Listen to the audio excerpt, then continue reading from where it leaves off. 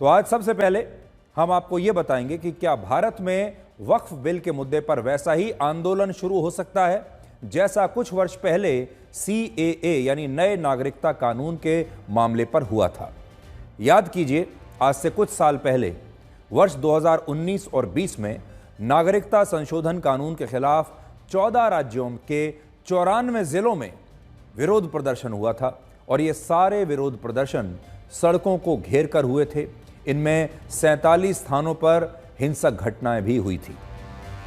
लेकिन अब कुछ इसी तरह का दुष्प्रचार वक्फ बिल को लेकर हो रहा है और देश भर में आम मुसलमानों से यह कहा जा रहा है कि अगर उन्होंने वक्फ बिल का विरोध नहीं किया तो सरकार उनसे उनकी मस्जिदें, कब्रिस्तान और मदरसों की ज़मीनों को छीन लेगी। और यही कारण है कि जुम्मे की नमाज के बाद आज ज़्यादातर मस्जिदों में मुस्लिम समुदाय के लोगों ने फिर से काली पट्टी बांधकर ईद की नमाज पढ़ी और इन लोगों का कहना है कि अगर केंद्र सरकार ने वक्फ बिल को वापस नहीं लिया तो देश में एक बहुत बड़ा आंदोलन शुरू होगा। वैसे तो ईद के दिन वक्फ बिल की बात करना अच्छा नहीं लगता, क्योंकि ईद का दिन प्यार और मोहब्बत का दिन होता है, जहां लोग एक दूसरे से गले मिलते हैं, सेवैयां खाते हैं। लेकिन आज ईद का जश्न कैसे वक्फ बिल के विरोध प्रदर्शन में बदल गया, उसे सबसे पहले आप इन तस्वीरों से समझ पाएंगे।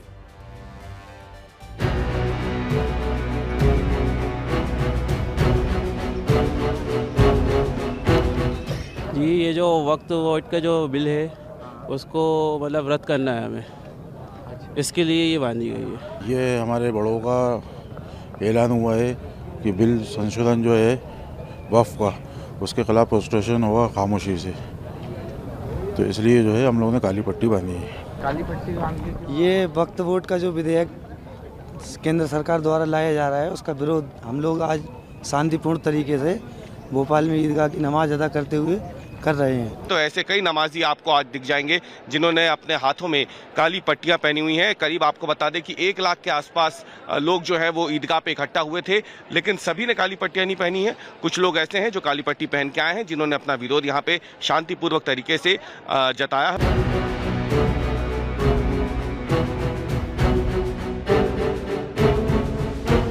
बांधी हुई है, इसके बारे में कुछ कहना चाहेंगे? ये जो वक्फ बिल ला रही है गवर्नमेंट, उसके लिए हमने एहतजाज किया है कि उसके हम उससे ऐसा हम नहीं चाहते।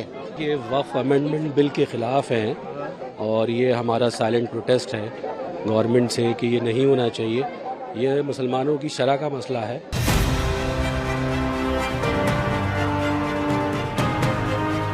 कुछ के देखेंगे आप, कुछ के जो काली पट्टी जो है, इनके हाथों में काली पट्टी भी बंधी है, कुछ के हाथों में, क्योंकि आपने देखा था अलविदा की नमाज में भी जो वक्फ बिल का विरोध था उसको लेकर था। और क्यों काली पट्टी बांधे आप लोग? ये वक्फ बोर्ड के लिए, वक्फ बिल के विरोध में जी, सभी लोग बांधे हैं जी, सब लोग बांधे। आप भी बांधे काली पट्टी? क्या कहा गया आप? यही बताया गया जो भाई बताइए।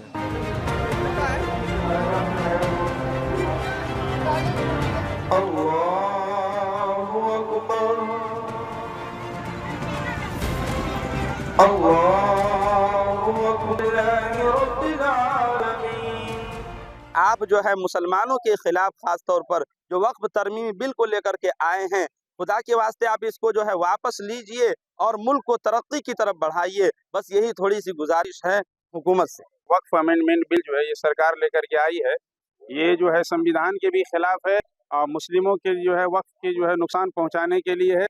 ये गहरी साजिश है, हम इसकी पुरजोर मुखालफत करते हैं।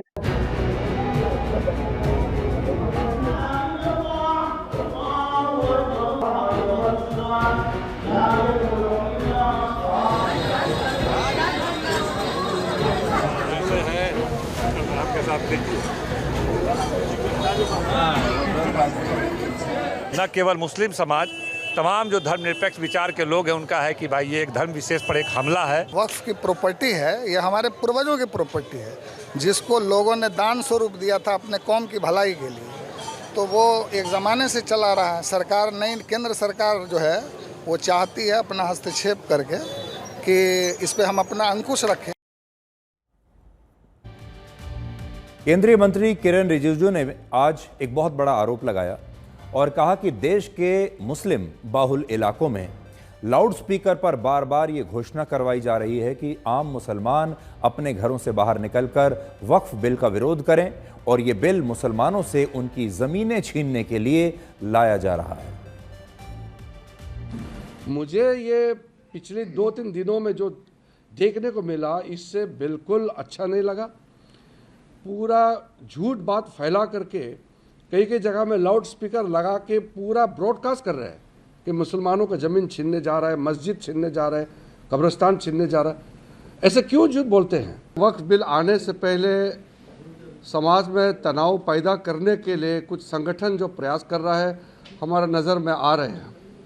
2-3 दिनों से मैं देख रहा हूँ कि रमज़ान के समय और आज ईद के समय में भी हाथों में काला पट्टी बांध करके आने का आह्वान करना और सड़कों पर उतरने के लिए उकसाना, ये हमारा देश के लिए ठीक नहीं है। अब बड़ा सवाल यह है कि क्या ये बिल वक्फ के कानून में सुधार के लिए लाया गया है या इसके पीछे सरकार की कोई और मंशा है या इसके पीछे कोई षड्यंत्र है? कौन सी बात सही है? इसके पीछे सुधार है या इसके पीछे षड्यंत्र है? तो सबसे पहले देश भर के मुसलमानों को आज ये समझना होगा कि ये बिल वक्फ की संपत्तियों को लेकर आया है और इसका मुसलमानों की निजी संपत्तियों से कोई लेना देना नहीं है।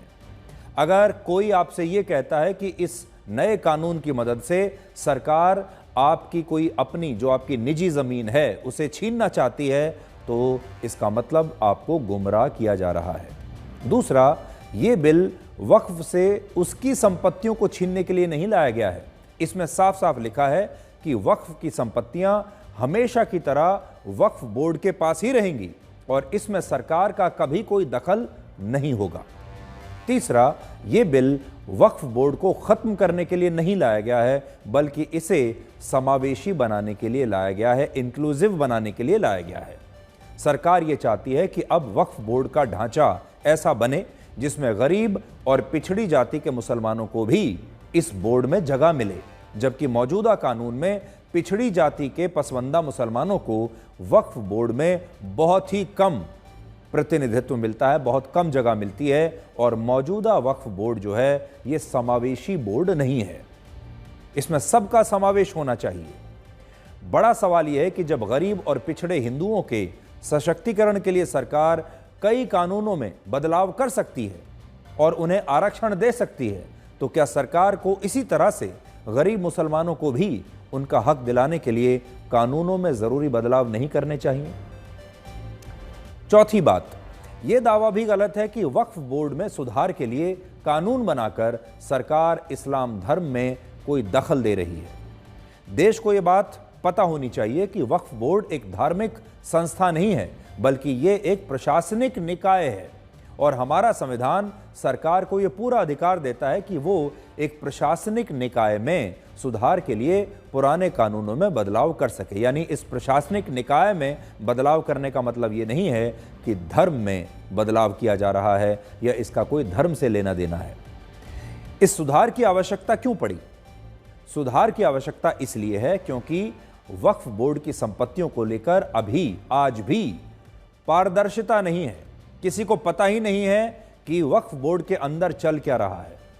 वर्ष 2006 की सच्चर कमेटी की रिपोर्ट के मुताबिक वक्फ बोर्ड को जिन संपत्तियों से हर साल 12,000 करोड़ रुपए कमाने चाहिए थे, उन संपत्तियों से उसे सिर्फ 163 करोड़ रुपए ही मिल रहे हैं। तो सोचिए, संपत्ति आपके पास इतनी है जिससे आपकी आमदनी होनी चाहिए 12,000 करोड़, लेकिन आपकी आमदनी कितनी हो रही है? सिर्फ 163 करोड़। इसका मतलब कहीं कुछ घोटाला है। इसके अलावा इस समय वक्फ की संपत्तियों को लेकर ना तो कोई स्पष्ट रिकॉर्ड है और ना ही इससे होने वाली आमदनी के बारे में देश के आम मुसलमानों को कुछ भी पता है। वक्फ बोर्ड में हो क्या रहा है, कितने पैसे आ रहे हैं, कितने जा रहे हैं, किस संपत्ति से कितना पैसा आता है, किसी को कुछ नहीं पता। और वक्फ बोर्ड उसके बारे में सही जानकारी देता भी है या नहीं, यह भी किसी को नहीं पता। सरकार इस अव्यवस्था को दूर करने के लिए वक्फ बोर्ड की संपत्तियों का एक सेंट्रलाइज्ड पोर्टल बनाना चाहती है और लैंड रेवेन्यू रिकॉर्ड्स में इन संपत्तियों की जियो टैगिंग करना चाहती है, जिससे कोई भी घोटाला ना हो सके, सब कुछ साफ साफ होगा और देश का कोई भी मुसलमान ऑनलाइन बैठकर देख सकता है कि वक्फ बोर्ड की किस संपत्ति में क्या हो रहा है, वो संपत्ति कहां पर है, उसकी असल में कीमत कितनी है और उससे कितनी आमदनी होती है। ये वो बदलाव हैं जिनसे वक्फ को पहले से ज्यादा पैसा मिलेगा और इस पैसे से गरीब और पिछड़े मुसलमानों की मदद हो पाएगी। लेकिन अभी इन्हीं गरीब मुसलमानों को गुमराह किया जा रहा है। पांचवी बात, इस्लाम धर्म में यह कहीं नहीं लिखा कि महिलाएं वक्फ बोर्ड का हिस्सा नहीं बन सकती। सरकार कम से कम 2 महिलाओं को वक्फ बोर्ड का सदस्य बनाना चाहती है और इस प्रावधान से महिलाओं को कई फायदे होंगे। पहला, इससे वक्फ बोर्ड में मुस्लिम महिलाओं की आवाज पहुंचेगी और दूसरा, ऐसी व्यवस्थाएं समाप्त हो जाएंगी जिनसे महिलाओं के साथ नाइंसाफी होती आ रही है। उदाहरण के लिए, इस वक्त जो जमीन किसी मुस्लिम परिवार द्वारा वक्फ अल औलाद के लिए दान में दी जाती है, उससे मिलने वाला पैसा उस परिवार की महिलाओं को नहीं मिलता। लेकिन अब इस नए बदलाव से, नए बिल से महिलाओं को भी यह पैसा मिल पाएगा, उनका हक मिल पाएगा। अगला पॉइंट यह है कि यह बिल कहता है कि सरकार वक्फ की संपत्तियों को अवैध कब्जे से मुक्त कराएगी, ना कि उन पर अवैध कब्जा करेगी। जैसे हैदराबाद में वक्फ की 75% और मुंबई में 60% संपत्तियों पर आज भी अवैध कब्जा है और वक्फ बोर्ड इन अवैध कब्जों को हटाने में नाकाम रहा है, लेकिन अब सरकार इनकी मदद करेगी। 7वीं बात, इससे वक्फ बोर्ड में भ्रष्टाचार रुकेगा और वक्फ बोर्ड की आमदनी पहले से ज्यादा होगी। अब एक खास बात देखिए, मार्च 2019 में वक्फ को अपनी 8,72,000 संपत्तियों से सालाना 151 करोड़ रुपए की आमदनी होती थी। इस आंकड़े को ध्यान से सुनिएगा आप, मैं फिर से आपको पढ़कर बताता हूं कि आप इसको नोट करते जाइएगा। मार्च 2019 में, यानी आज से लगभग 5-6 साल पहले, वक्फ बोर्ड को अपनी 8,72,000 संपत्तियों से एक साल में 151 करोड़ रुपए की आमदनी हुआ करती थी, जो 5 साल के बाद वर्ष 2024 में सिर्फ 1,30,00,000 रुपए रह गई।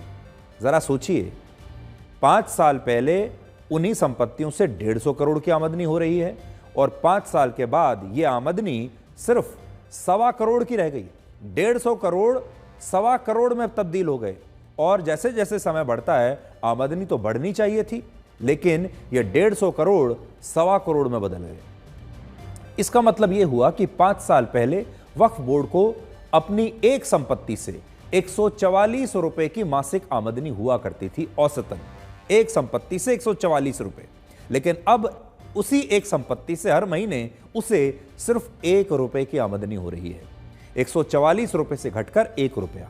अब सोचिए, अगर वक्फ को उसकी संपत्ति से 1 रुपए ही मिल रहे हैं तो क्या सरकार को यह नहीं देखना चाहिए कि ऐसा हो कैसे रहा है, इनकी आमदनी कम कैसे हो रही है, 1 रुपए में इन्होंने कैसे संपत्ति आगे दी हुई है और क्या इसमें कोई बेईमानी तो नहीं हो रही है। अगर 5 साल में 150 करोड़ 1.25 करोड़ रुपए में बदल गए तो हो सकता है बीच में यह पैसा कहीं और जा रहा हो। इन बातों से यह पता चलता है कि यह बिल वक्फ बोर्ड में सुधार के लिए बहुत ज़रूरी है और अगर यह बिल नहीं आया तो वक्फ बोर्ड में जो भ्रष्टाचार और बेईमानी की शिकायतें देश के आम मुसलमान ही कर रहे हैं, ऐसी शिकायतें आती रहेंगी और वक्फ की जो आमदनी लगातार कम हो रही है उसका सिलसिला भी ऐसे ही चलता रहेगा। हालांकि यहाँ आपके मन में ये सवाल भी ज़रूर होगा कि जब इस बिल में सब कुछ ठीक ठाक है तो फिर देश के मुसलमान विरोध किस बात का कर रहे हैं। तो विरोध का प्रमुख कारण है सर्वे का प्रावधान। यह बिल कहता है कि अगर वक्फ बोर्ड किसी भी जमीन पर अपना दावा करता है तो विवाद होने की स्थिति में वक्फ की संपत्तियों का सर्वे जिले के कलेक्टर द्वारा किया जाएगा। हर जिले में आप जानते हैं एक कलेक्टर होता है, वो सरकारी अधिकारी होता है। तो अब जब भी विवाद होगा वक्फ बोर्ड की किसी संपत्ति पर तो उसका सर्वे करवाया जाएगा और वो सर्वे करेगा उस जिले का कलेक्टर। और अगर सर्वे रिपोर्ट में यह पाया जाता है कि जिस जमीन पर वक्फ ने अपना दावा किया है वो असल में उसकी नहीं है तो वो जमीन वक्फ की नहीं मानी जाएगी। अब हमारा सवाल यह है कि इस प्रावधान से आखिर परेशानी किसको है और परेशानी क्यों है? अगर कोई जमीन वक्फ की है और उसके पास उसके पूरे दस्तावेज हैं और वो उसे साबित कर सकता है, तो फिर वक्फ बोर्ड को परेशान होने की क्या आवश्यकता है? और सोचिए, अगर कोई जमीन वक्फ की है ही नहीं, उसके पास ना कागजात हैं, उसके ना दस्तावेज हैं, ना वो साबित कर सकता है, तो फिर वक्फ को वो जमीन क्यों मिलनी चाहिए? और ये बात हम नहीं कह रहे, बल्कि ये बातें देश के मुस्लिम समुदाय की तरफ से ही उठ रही है। और अजमेर दरगाह के सैयद नसरुद्दीन चिश्ती ने इस बिल का पूरा समर्थन किया है, जबकि केरल के कैथोलिक बिशप काउंसिल ने भी केरल के सभी सांसदों को इस बिल के समर्थन में वोट देने की अपील की है। सूत्रों के मुताबिक 4 अप्रैल को बजट सत्र खत्म होने से 2 दिन पहले सरकार इस बिल को 2 अप्रैल को संसद में पेश कर सकती है। और सरकार ऐसी पार्टियों से समर्थन मांग रही है जो अभी किसी गठबंधन में नहीं है। मेरा मानना ही है कि वक्फ में अमेंडमेंट की जरूरत है। देखिए, वक्फ का मतलब ये कहते ये नहीं है कि लोग ये कह रहे हैं कि मस्जिदें छीन जाएंगी, खानकाएं छीन जाएंगी, कब्रिस्तान छीन जाएंगी। ये कहना गलत है। हो सकता है कुछ सेक्शन से उनको प्रॉब्लम हो, ये ऐसे मत। ये डेमोक्रेसी का पार्ट है और सरकार को कोई जल्दबाजी नहीं है। सरकार ने बहुत तसल्ली से इस बिल को लाई थी। सरकार ने बाकायदा जेपीसी में ये बिल दिया। जेपीसी ने बहुत पेशेंटली सबको सुना है और उसके बाद में अब ये बिल पेश करने जाएंगे। मुझे पूरा यकीन है कि ये बिल आने के बाद में वक्फ के मैटर में ट्रांसपेरेंसी आएगी और उसकी प्रॉपर्टी को प्रोटेक्ट होंगी। जो कैथोलिक के पादरी होते हैं, केवल अपना रिलीजियस और एजुकेशन से ही ताल्लुक़ रहता, कोई सियासत से नहीं। तो उन्होंने साफ इस बिल को पढ़ा, हमारी रिपोर्ट को पढ़ा और उनको लगता है कि ये वक्फ के बेहतरी के लिए है। डिस्प्यूट ख़त्म होगा। केरल की सैकड़ों साल पुरानी चर्च को कह दिया वक्फ है, नई पार्लियामेंट को कह दिया वक्फ है, ईडन गार्डन को कहीं कह दिया वक्फ है। तो ये विवाद ख़त्म होगा, इसलिए वो अपील कर रहे हैं। बड़ी संख्या में मौलाना भी इसका मदद कर रहे हैं। अजमेर के कमेटी के वो कोई भी हों, चेयरमैन हों या केरला के ये क्रिश्चियन रिलीजियस लीडर हों, क्या सरकार को नज़र नहीं आ रहा कि देश के अंदर 99.9% मुसलमान इसकी मुखालफत कर रहा है? क्या सरकार को नज़र नहीं आ रहा कि देश का सारा विपक्ष इसके खिलाफ खड़ा है? क्या सरकार को नज़र नहीं आ रहा कि मुसलमान लगातार प्रोटेस्ट कर रहा है? कि एक क्रिश्चियन और एक मुसलमान आदमी खड़ा करके आप ये साबित करना चाहते हैं कि वक्फ का कानून जो आप ला रहे हैं वो सही है? वक्फ बिल जो आ रहा है, ज़्यादातर देश के दल उसके खिलाफ हैं। बड़े पैमाने पर राजनीतिक दल इसकी खिलाफत करेंगे। समाजवादी पार्टी भी इस बिल के विरोध करती है। सदन में जब आएगा इसका विरोध होगा। भारतीय जनता पार्टी के जितने भी अभी तक के फैसले हुए हैं, जो संविधान बदलने के या इस तरह के जो बड़े फैसले लिए हैं, उससे जनता को लाभ नहीं पहुंचा है। तो बड़ी जानकारी आपके लिए यह है कि सरकार इसे 2 अप्रैल को संसद में पेश करेगी, इस नए वक्फ बिल को। और राजनाथ सिंह और किरण रिजिजू, इन दोनों को ये जिम्मेदारी सौंपी गई है कि ये देश के बाकी के जो बड़े बड़े दल हैं, छोटे दल हैं, बाकी दलों से बात करें और इस पर एक आम सहमति बनाएं। और मोदी सरकार के जो दूसरे मंत्री हैं वो भी अभी इस काम में लगे हुए हैं कि वक्फ बिल को लेकर एक आम सहमति बनाने की कोशिश की जाए।